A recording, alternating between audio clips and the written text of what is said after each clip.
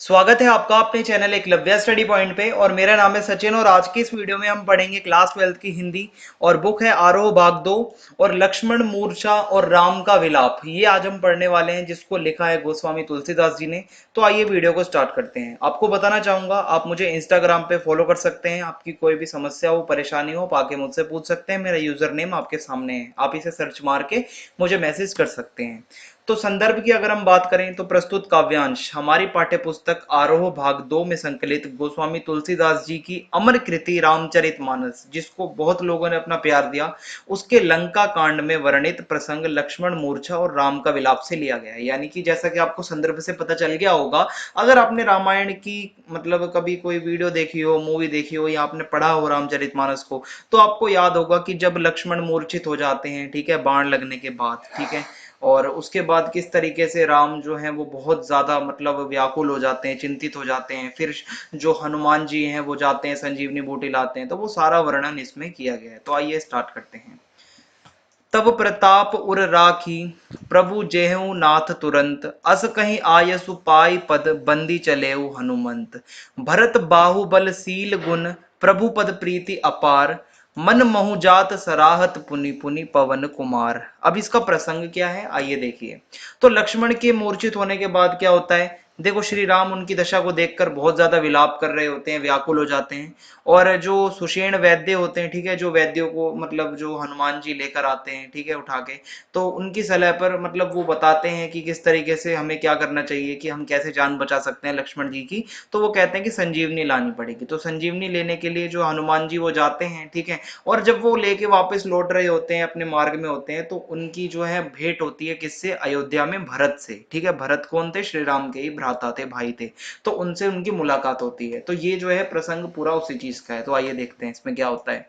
प्रस्तुत काव्यांश में उस समय का वर्णन है जब मेघनाथ द्वारा चलाए गए शक्ति बाण से लक्ष्मण मूर्छित हो जाते हैं। ठीक है, आज हम क्या पढ़ रहे हैं, जो स्टार्टिंग में क्या होगा कि कैसे मेघनाथ बाण चलाता है और उसके बाद लक्ष्मण जी जो है वो मूर्छित हो जाते हैं। लक्ष्मण की ऐसी अवस्था को देखकर श्री राम चिंतित हो उठते हैं, बहुत ज्यादा उन्हें टेंशन हो जाती है। हनुमान संजीवनी बूटी को पहचान नहीं पाए, इसलिए पूरे पर्वत को ही वो हनुमान जी उठा के चल देते हैं। ठीक है, फिर क्या होता है ये सब आपको पता ही होगा। हनुमान भरत से बोलते हैं, जब वो मिलते हैं उनसे अयोध्या में, वो कहते हैं हे नाथ, हे प्रभु, आप बड़े प्रतापी, यह बात मन में धारण करके मैं आपके बाण पर बैठकर तुरंत चला जाऊंगा। यानी कि उनकी बातचीत होती है और उसके बाद क्या होता है, ऐसा कहकर भरत के चरणों की वो वंदना करते हैं, चरण स्पर्श करते हैं और उनसे आज्ञा लेकर हनुमान जो है वो लंका की ओर चल पड़ते हैं। उनसे थोड़ी देर मुलाकात होती है, उसके बाद वो चले जाते हैं। हनुमान भरत के बाहुबल, ठीक है, उनकी शक्ति, व्यवहार, गुण तथा राम के चरणों में कैसे उनका अपार प्रेम है, उसको देखकर वो मन ही मन बार बार उनकी सराहना करते हैं कि मतलब भाई हो तो भरत जैसा। ठीक है, और मतलब जो पवन पुत्र हनुमान होते हैं वो अपने मार्ग में फिर चले जाते हैं और वो आगे बढ़ते जाते हैं। अब आगे क्या होता है, उहा राम लछि मन ही निहारी बोले बचन मनुज अनुसारी अर्ध रीति गई कपि नहीं आयो राम उठाई अनुज उर लायो सकहु न दुखित देखि मोहि काऊ बंधु सदा तव मृदुल स्वभाव मम हित लागी तजेहु पितुमत सहेहु विपिन हिम आतप बाता सो अनुराग कहाँ अब भाई उठहु न सुनि मम बच बिकलाई जो जनतेऊ बन बंधु बिछो पितु बचन मनतेऊ नहीं ओहू। प्रसंग क्या है, इस काव्यांश में तुलसीदास जी ने दुख की स्थिति के प्रभाव को दर्शाते हुए बताया है कि दुख में समर्थ से समर्थ व्यक्ति भी असहाय हो जाता है। यानी कि श्री राम जो कि एक ऐसे वहां पे व्यक्ति हैं जो कि समर्थ से समर्थ हैं, लोग उनकी शरण मतलब उनकी शरण में आते हैं और आज वही इतने ज्यादा असहाय हैं क्योंकि उनका जो भाई है वो बिल्कुल मूर्छित पड़ा है और इसीलिए वो बहुत ज्यादा व्याकुल हैं। अब इसमें मैं आपको लाइन बाय लाइन बताता हूँ इसका मतलब क्या है। देखो, यहाँ पे जो पहली लाइन है इसका मतलब है कि उधर लंका में राम ने मूर्छित लक्ष्मण की ओर देखा, वे अधीर होकर मनुष्य की तरह शोक भरे वचन कहने लगे। बहुत ज्यादा अधीर हो जाते हैं, परेशान हो जाते हैं और जैसे एक मनुष्य बातें करता है कि मेरा तो सब कुछ लुट गया, अब मैं कैसे जीऊंगा और ये सब, वैसे ही श्री राम भी करने लगते हैं और बोलते हैं कि आधी रात बीत गई है, हनुमान अभी तक नहीं आए। राम ने अधीर होकर अपने अनुज यानी कि छोटे भाई लक्ष्मण को उठाकर अपनी छाती से लगा लिया और फिर क्या होता है, राम बोलते हैं, हे भाई, तुम अपने होते मुझे कभी दुखी नहीं देख सकते थे, ठीक है। हमेशा आपको पता है लक्ष्मण रक्षा करते थे श्री राम की। तुम्हारा स्वभाव हमेशा से ही ऐसा कोमल और मृदु रहा है। तुमने मेरे हित के लिए माता पिता तक को त्याग दिया, क्योंकि वो तुम्हें पता है भाई वन में आए थे उनके साथ, और जंगल में रहकर बर्फ धूप आंधी तूफान हर तरीके के कष्टों को तुमने सहा हमारे साथ, ठीक है। और ओ प्रिय भाई लक्ष्मण, तुम्हारा वह पहले जैसा प्रेम अब कहाँ है। मतलब ये उनसे वो सीरियस होकर नहीं पूछ रहे हैं। इस टाइम श्री राम अपने होश में नहीं है, वो व्याकुल हैं बहुत ज्यादा। वो मतलब इस समय वो टेंशन में हैं। तुम मेरे व्याकुलता पूर्वक वचन सुनकर उठते क्यों नहीं। यदि मुझे पता होता कि मुझे वन में अपने भाई से बिछोड़ना पड़ेगा तो मैं अपने पिता के वचन मानने से भी इनकार कर देता और मैं वन में ही ना आता। ऐसा इस लाइन में बताया गया है। और आगे क्या होता है, बोलते हैं कि आधी रात बीत गई है, हनुमान अभी तक नहीं आई है, ठीक है। ये सब हम यहाँ से देख चुके हैं। अब आगे का जो प्रसंग है वो देखते हैं। सुतबित नारी भवन परिवारा, हो ही जाहि जग बारहि बारा। अस बिचारी जिह जागउ ताता, मिलई न जगत सहोदर भ्राता। जथा पंख बिनु खग अति दीना, मनि बिनु फनी करिबर हकर दीना। अस मम जीवन बंधु बिनु तोही, जो जड़ देव जिहावह मोही। जेहू अवध कवन मुँह लाई, नारी हेतु प्रिय भाई गवाई। बरु अपजस सहतेहु जग माही, नारी हानि विशेष क्षति नाही। अब इसमें क्या है, यहाँ राम लक्ष्मण की मूर्छित अवस्था को देखते हैं, बहुत ज्यादा विचलित होते हैं, और राम कह रहे होते हैं कि मैं अयोध्या जाकर वहां के लोगों के प्रश्नों का क्या उत्तर दूंगा कि लक्ष्मण को तुमने कहां कर दिया। अब इसकी व्याख्या देखते हैं। भाई लक्ष्मण, इस संसार में पुत्र, बेटा, ठीक है, धन पैसा, पत्नी, मकान और परिवार बार बार बनते हैं, बार बार उजड़ते हैं, लेकिन ये जीवन में बनते जाते हैं और मतलब बिगड़ते जाते हैं, परंतु एक सगा भाई चाह कर भी दोबारा नहीं लाया जा सकता, ठीक है। मन में यह विचार करके तुम तुरंत जाग जाओ, ये सुन के तो कम से कम उठो कि एक सगा भाई दोबारा नहीं आ सकता, ठीक है।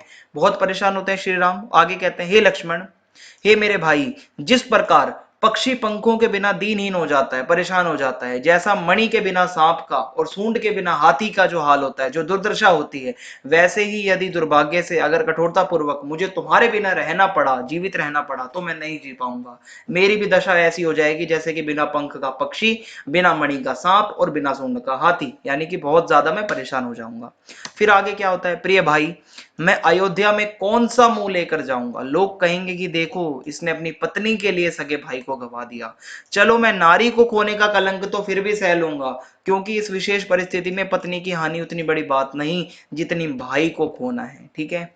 आगे की लाइनें हैं, अब अपलोक शोक सुत तोरा, सही ही निठुर कठोर उर मोरा। निज जननी के एक कुमारा, तात तासु तुम पर आधारा, प्राण आधारा। सौंपे सी मोहि तुम्हि गही पानी, सब विधि सुखद परम हित जानी। उतरु काह देहु तेहि जाई, उठी किन मोहि सिखावहु भाई। बहु विधि सोचत सोच विमोचन, स्रवत सलिल राजीव दल लोचन। उमा एक अखंड रघुराई, नर गति भगत कृपाल दिखाई। प्रभु प्रलाप सुनि कान बिकल भय बानर निकर, आई गयो हनुमान जिमि करुणा मुँह वीर रस। अब इसमें क्या होता है, इस काव्यांश में लक्ष्मण की मूर्छा से व्याकुल और असहाय होकर राम बहुत ज्यादा विलाप कर रहे होते हैं, व्याकुलता प्रकट कर रहे होते हैं, और इसी बीच लास्ट में हनुमान जी भी आ जाते हैं। तो इसकी व्याख्या देखो, अब तो हे पुत्र लक्ष्मण, वो अपने भाई को पुत्र कह के संबोधित कर रहे हैं। यहाँ पे आप देख सकते हैं किस तरीके से यहाँ पे आपको करुणा देखने को मिलेगी उनकी। मेरा यह निष्ठुर और कठोर हृदय, मेरा ये जो दिल है, ये नारी खोने का कलंक और तुम्हारा शोक दोनों को ही सहन करेगा अब। अर्थात तुम्हारे बिना तो मुझे सीता भी प्राप्त नहीं हो सकती, ठीक है। हे भैया, तुम अपनी माता के एक ही पुत्र हो, तुम ही उस माँ के प्राणों का आधार हो। यहाँ पे श्री राम कह रहे होते हैं लक्ष्मण से, ठीक है। तुम्हारे बिना तुम्हारी माँ भी जीवित नहीं रह पाएगी, ठीक है। हे लक्ष्मण, तुम्हें हर प्रकार से सुखदाई और हितैषी मानकर ही तुम्हारी माता ने तुम्हारा हाथ पकड़कर मेरे हाथ में सौंपा था। अब तुम ही बताओ, मैं तुम्हारे बिना उन्हें जाकर क्या उत्तर दूंगा। फिर क्या होता है, मुझे यह बात सिखाते क्यों नहीं तुम, कुछ तो बताओ, मैं क्या उत्तर दूंगा जाके उनको, ठीक है। और इस प्रकार संसार के प्राणियों को चिंता मुक्त करने वाले श्री राम, आप सभी को पता है कि हम सबकी टेंशन को दूर करते हैं तो हर कोई कहता है कि हे राम हमारी रक्षा करो, ठीक है। मतलब हमारी टेंशन दूर करने वाले, हमारी चिंताओं को मुक्त करने वाले श्री राम आज खुद इतने ज्यादा चिंताओं में डूब गए हैं, ठीक है। उनके कमल जैसे जो विशाल नयन है, जो उनकी आंखें हैं, वो आंसुओं से, मतलब उनकी आंखों में आंसुओं का प्रवाह होने लगता है, आंसू बहने लगते हैं, बहुत ज्यादा दुखी होते हैं। तब कथावाचक शिवजी, ठीक है, शिवजी ऊपर से देख रहे होते हैं, आपने रामायण देखी है तो शिवजी का बीच बीच में सीन आता है और वो ऊपर से देख रहे होते हैं सब कुछ। तो शिवजी पार्वती को कहते हैं कि देखो वे राम जो स्वयं संपूर्ण हैं, जो अखंड हैं, जो सबका भला करते हैं, जिनसे दुनिया बनी है, ठीक है, वो अपने भक्तों को कृपा पूर्वक नर लीला दिखा रही हैं, ठीक है। वो कहते हैं कि वे जानबूझकर सामान्य नरों जैसा, ठीक है, ये को हटा दो, यहाँ पे नरों जैसा आचरण कर रहे हैं, ठीक है, ऐसा शिवजी कहते हैं। और फिर क्या होता है, प्रभु का विलाप सुनकर वानरों का समूह दुख से व्याकुल उठता है। जो वानर सेना साथ में होती है वो भी मतलब बहुत ज्यादा दुखी होते हैं जब लक्ष्मण मूर्छित होते हैं। तभी हनुमान जी अचानक इस तरह प्रकट होते हैं जैसे करुण रस में अचानक वीर रस की, मतलब कह सकते हो एंट्री हो गई हो, प्रकट हो गया हो, ठीक है, वीर रस। तो एकदम से जब वो आते हैं तो खुशी का माहौल हो जाता है, क्योंकि हनुमान के साथ क्या होता है, संजीवनी बूटी, ठीक है। और आशय यह है कि हनुमान के आने से शोक का वातावरण, जो दुख का वातावरण होता है, वो वीरता से भर जाता है जब वो आगे कहते हैं जय श्री राम, ठीक है। अब आगे की लाइनें हैं, हर्षि राम भेटेउ हनुमाना, अति कृतज्ञ प्रभु परम सुजाना, तुरत बैद तब कीनी उपाय, उठी बैठे लक्ष्मण हर्षाई, हृदय लाई प्रभु भेटेउ भ्राता, हर्षे सकल भालू कपि भ्राता, कपि पुनि बैद तहां पहुंचावा, जेहि विधि तब ही ताहि लई आवा। इसका मतलब है, इस काव्यांश में श्री राम खुश होकर, प्रसन्न होकर हनुमान से भेंट करते हैं, मिलते हैं, उनको गले लगाते हैं और वैद्य अपना उपचार शुरू करते हैं, ठीक है, और लक्ष्मण जी को वो ठीक कर देते हैं लगभग, ठीक है। और श्री राम प्रसन्न होकर हनुमान से भेंट करते हैं और बहुत ज्यादा उपकार मानते हैं हनुमान जी का, और वैद्य अपना काम शुरू कर देते हैं और लक्ष्मण का उपचार कर देते हैं। और इसके बाद क्या होता है, परिणाम स्वरूप क्या होता है, लक्ष्मण जो है प्रसन्नता पूर्वक खुशी के साथ उठकर बैठ जाते हैं और उन्हें होश आ जाता है, क्योंकि उन्हें संजीवनी बूटी मिल जाती है। फिर क्या होता है, राम भाई लक्ष्मण को हृदय से लगाकर मिलते हैं। ये मिलन देखकर वहां पे जितने भी लोग खड़े होते हैं, भालू, ठीक है, वानर, जितने भी मतलब लोग होते हैं वहां पे सभी खुश हो जाते हैं, ठीक है। हनुमान ने वैद्य को उसी प्रकार उसी स्थान पर पहुंचा दिया जहां से वो उनको सम्मान के साथ लेकर आए थे, ठीक है, जो वैद्य को लेके आते हैं इलाज के लिए। अब आगे की लाइनें हैं, यह वृतांत दसानन यानी कि रावण, ठीक है, यह वृतांत दसानन सुनेऊ, अति विषाद पुनि पुनि सिर धनेऊ, व्याकुल कुंभकर्ण पही आवा, विविध जतन करि ताहि जगावा, जागा निशिचर देखहि कैसा, मानहु कालू देह धरि बैसा, कुंभकर्ण बूझा कहूं भाई, काहे तब मुख रहे सुखाई। इसका मतलब है, इस काव्यांश में यह बताया गया है कि लक्ष्मण के होश में आने से रावण किस प्रकार व्याकुल हो जाता है, टेंशन में बिल्कुल वो मतलब पागल सा हो जाता है कि ये क्या हो गया, लक्ष्मण कैसे उठ गया। और वो इस टेंशन के साथ अपने भाई कुंभकर्ण को याद करता है और उसके पास जाता है। और फिर क्या होता है, लक्ष्मण के होश में आने से सारा वर्णन वो जो सुनता है रावण, ठीक है, जो जो मतलब हुआ वहां पे, तो वो बहुत ज्यादा निराश हो जाता है, पछताने लगता है, व्याकुल होकर अपने भाई कुंभकर्ण के पास जाता है, उसे विविध प्रकार से गहरी नींद से जगाने की कोशिश करवाता है। आपने देखा होगा ये सब कहीं ना कहीं टीवी में, कैसे कुंभकर्ण को जगाया जाता है, ठीक है। अब आगे क्या होता है, जागने पर कुंभकर्ण इतना विशाल, इतना बड़ा दिखाई पड़ता है मानो साक्षात काल देह धारण करके बैठा हो, ठीक है। कुंभकर्ण ने रावण से पूछा उठकर, कहो भाई क्या बात है, तुम्हारे मुंह क्यों सूख रहे हैं।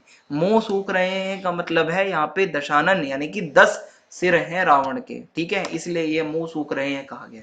आगे की लाइनें हैं, कथा कहीं सब तो ही अभिमानी, जेहि प्रकार सीता हरियाणी, तात कपि ने सब निशिचर मारे, महा महा योद्धा संगारे, दुर्मुख सर सुर रिपु मनुज आहारी, भट अतिकाय अकंपन भारी, अपर महोदर आदिक बीरा, परे समर मही सब रणधीरा। यानी कि इस काव्यांश में यह बताया गया है कि वो मतलब पूरा वार्तालाप करते हैं कुंभकर्ण के साथ, कैसे रावण वार्तालाप करके सारा सीन बताते हैं भाई क्या क्या हुआ है अभी तक, ठीक है। अभिमान के साथ वो सारी कथा सुनाते हैं और बताते हैं कैसे मैंने सीता का अपहरण कर लिया था।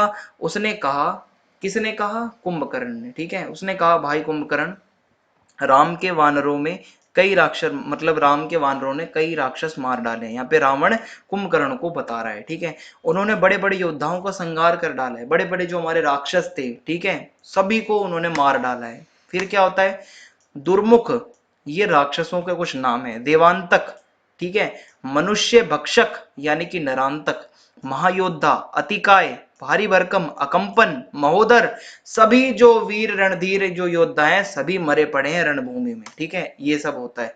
फिर लास्ट में क्या होता है, अब जो है कुंभकर्ण अपनी बात बताता है, अपनी प्रतिक्रिया देता है, सुनी दस कंधर बचन तब, कुंभकर्ण बिलखान, जगदम्बा हरि आनी अब, सट चाहत कल्याण। अब इसका मतलब है इस काव्यांश में यह बताया गया है कि रावण, ठीक है, रावण का वचन सुनकर कुंभकर्ण ने क्या प्रतिक्रिया दी अपनी। तो कुंभकर्ण कहता है रावण के ये जो कुवचन, मतलब पूरे जो उसने बातें बताई कि सीता का उसने अपहरण किया था, और इसके बाद वो कहता है कुंभकर्ण, अरे दुष्ट, अपने भाई को ही कहता है रावण को, अरे दुष्ट, तू जगत जननी जगदम्बा सीता का अपहरण करके आया है और फिर तू ये सोचता है कि तू अपना कल्याण कर पाएगा, ये कभी भी नहीं हो सकता। इसी के साथ यहाँ पे हमारी ये वीडियो समाप्त होती है। और अगर विशेष की बात करें तो आज की इस वीडियो में कोई विशेष नहीं है, क्योंकि आपने देखा ये काफी बड़ा है, ठीक है, ये पूरा पार्ट काफी बड़ा था। इसके लिए मैं सेपरेट वीडियो लाऊंगा, हर काव्यांश के लिए अलग से विशेष मैं बताऊंगा, ठीक है, क्योंकि इसमें एक ही कॉमन विशेष आप सब में नहीं लगा सकते। तो आइए आगे बढ़ते हैं। अब चैनल को सब्सक्राइब करना ना भूलें। वीडियो पसंद आई हो तो आप कमेंट करके जरूर बताना कि आपको समझ में आया, और वीडियो को शेयर कर दीजिए। जय हिंद, जय भारत, धन्यवाद।